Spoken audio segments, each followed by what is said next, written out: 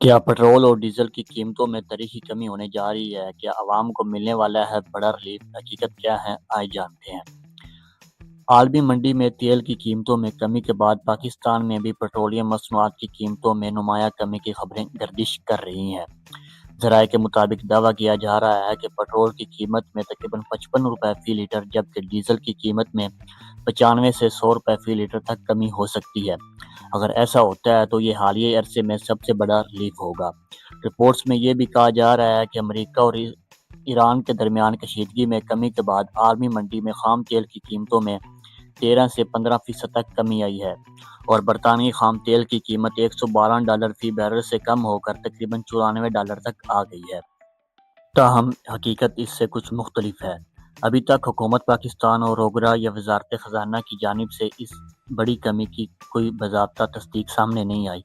माहिरीन के मुताबिक पाकिस्तान में पेट्रोल की कीमत का तयन सिर्फ आलमी कीमतों पर नहीं बल्कि डॉलर रेट, टैक्सेस और दीगर अवामिल पर भी होता है। इसी तरह आलमी सतह पर कमी के बावजूद पाकिस्तान में इतनी बड़ी कमी का इम्कान कम समझा जा रहा है। हुक्काम के मुताबिक पेट्रोलियम मसनूआत की कीमतों में रद्द-ओ-बदल का हतमी फैसला वज़ीर-ए-आज़म करेंगे और इम्कान है कि आइंदा दिनों में इस हवाले से ऐलान किया जाए।